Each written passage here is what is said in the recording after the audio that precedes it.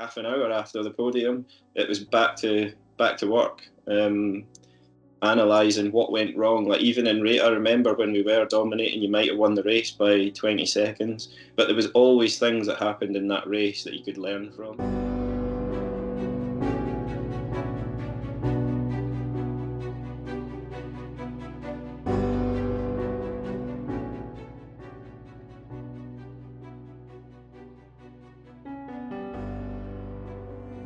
Yeah, so data is analysing every area of F1s, whether it's in the pit stops, whether it's the performance of the car, the reliability of the car. I think the first thing that they would do is we analyse ourselves and the things that the team can control. They also analyse the competition. So it's very important to look at the other 9 teams on the grid and what they are doing and any lessons that can be learned from what your competition are doing.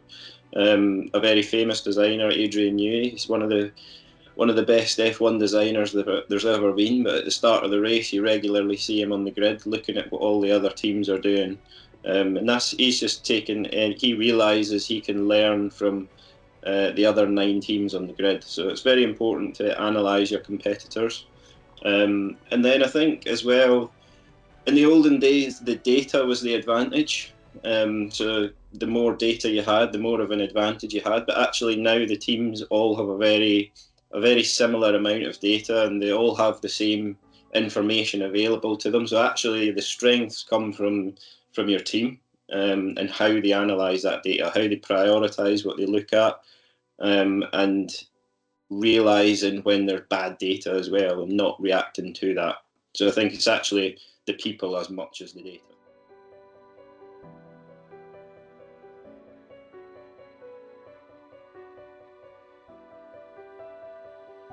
Yeah, so back to preparation again, having a planning for how you're going to achieve your objective, also planning for what's going to go wrong and how you're going to react to that. So we would do about 60 practice pit stops every race weekend. We'd also plan for things like broken front wings, punctures, gun failures, all sorts of things that tend not to happen very often, but then at least when it did happen and you were in that high pressure situation, everyone in the team knew how they were going to react to that. I think as well, trusting your teammates to do their job. So you know that everyone in the team is doing their job, so you just need to focus on your small area. And then also winning as a team and losing as a team. Not all the time did we do the perfect pit stop. We had a few shockers in our time, but it's just about sort of learning from the mistakes, making sure that they don't happen again, and moving forward. I think being part of the pit crew as well, you had to be quite agile and able to adapt to the changing situations. So rarely did the race pan out exactly how you thought it was gonna from the start.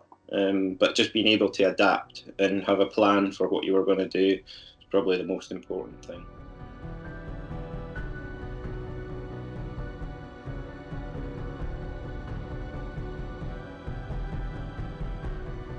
So celebrating success is important, obviously. Used to the thing you probably see on the TV is people running down to the podium and spraying champagne and sort of jumping around together. So it's important to celebrate your success.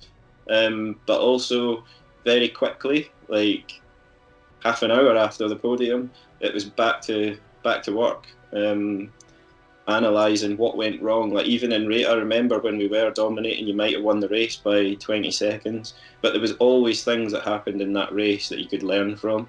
There was always small mistakes, or whether it was a tyre choice, whether it was a strategy decision, whether it was a small mistake in the pit stop. There was always improvements that could be made. So just analysing all those little mistakes and trying to improve the team keeps you moving forward.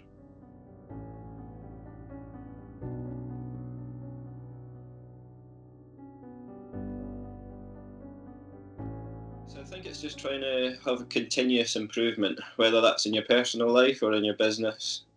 Just try and make small changes to continually improve how you do things. F1 teams do that all the time, whether it's to the performance of the car or the reliability of the car. to the pit stops, all the small areas. Just try to continually improve how you do things.